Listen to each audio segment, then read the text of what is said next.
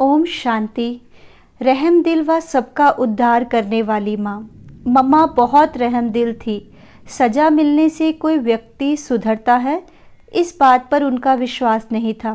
मम्मा मानती थी कि जो व्यक्ति अपनी गलती पर प्रायश्चित करता है अथवा अपनी गलती का एहसास कर उसको सुधारता है, वह व्यक्ति क्षमा का हकदार होता है। ऐसे व्यक्ति पर मम्मा अपना प्यार बरसाती थी। तो इस पे एक अनुभव बताया है कि एक वृद्ध अवस्था वाले भाई को एक बार कोर्स कराया गया। वह भाई बहुत शराब पीता था। उसे शराब छोड़ना मुश्किल लगता था, परंतु उसे ज्ञान भी बहुत अच्छा लगता था। एक दिन अचानक ही वह सुबह सुबह क्लास में आ गया जब मम्मा की मुरली चल रही थी। वह बड़े ध्यान से मुरली सुनता रहा। अंत में वह उठकर बोला, माँ मुझे माफ़ कर दो। ऐसे कहकर उसने रोना शुरू कर दिया। मम्मा ने उसे ममतामयी दृष्टि दी। उसने मम्मा से बहुत माफ़ी मांगी, अपनी ये कमज़ोरी मम्मा के आगे रख दी और कहा कि मुझे इस बुराई से छुड़ा दो। तब मम्मा ने कहा कि ये कमी मुझे दे दो। इस प्रकार उस व्यक्ति का उद्धार हो गया।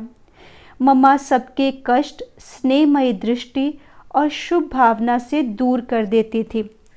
ऐसे ही एक अनुभव दादी ब्रिज शांता जी के साथ हुआ। दादी बताते हैं कि हम लोग कराची में रोज़ ड्रिल की वर्दी पहनकर टेनिस कोर्ट में ड्रिल करते थे। तो दादी कहती कि चंद्रमणि दादी जी हम सबको रोज़ ड्रिल कराती थी और हम लोग शूज़ डालकर वो ड्रिल करने जाते थे।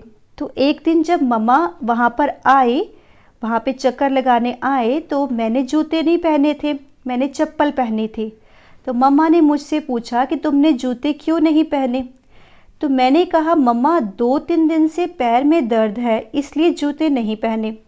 लेकिन दादी कहते मेरा तो मन अंदर ही अंदर खा रहा था कि मैंने मम्मा जो विश्व महारानी बनने वाली है उसके सामने झूठ बोला, जबकि मेरे पैर में तो दर्द भी नहीं है और मैं जूते भी पहन सकती थी।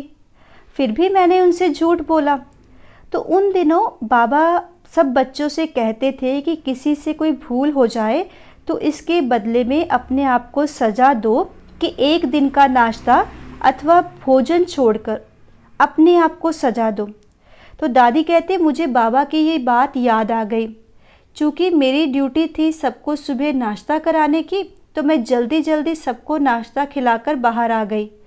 और जब मम्मा अपने कमरे से नीचे आई, नीचे एक बेंच रखा हुआ था जिस पर मम्मा बैठती थी और उसके सामने हम सब बहनें बैठती थी और एक कचहरी लगती थी। फिर उस कचहरी में सब अपनी अपनी भूलें बताते थे। तो दादी ने भी खड़े होकर अपनी भूल बताई कि मम्मा मैंने आज आपसे झूठ बोला इसलिए मैंने अपने आप को सज़ा दी है। तो मम्मा ने पूछा कि क्या आपने गलती की और सज़ा क्या दी है? तो दादी ने सारी बात बता दी। तो मम्मा ने कहा क्या तुमने नाश्ता नहीं किया? मम्मा का भी नाश्ता अभी तक नहीं हुआ, मम्मा के साथ तुम भी नाश्ता करो। तो दादी ने कहा मम्मा मैंने तो आपसे झूठ बोला है, मुझे सज़ा भोगने दो। तब मम्मा ने कहा ब्रिज शांता, मम्मा आज तुम्हारे साथ नाश्ता करना चाहती है, क्या तुम अपने साथ मम्मा को नाश्ता नहीं करने दोगी? फिर मम्मा दादी की उंगली पकड़कर चले गए और कहा तुम्हें छोड़कर मैं नाश्ता नहीं करूँगी। आखिर मम्मा ने अपने साथ बिठाकर दादी को नाश्ता खिलाया। इस प्रकार मम्मा माँ थी, करुणामयी थी, क्षमामयी थी और वात्सल्यमयी थी। तो मम्मा के इस गुण से हमें ये प्रेरणा मिलती है कि हमें भी मम्मा की तरह क्षमाशील बनना है। किसी की कोई भी अवगुण, कोई बुराई चित्त पर नहीं रखनी है। ओम शांति।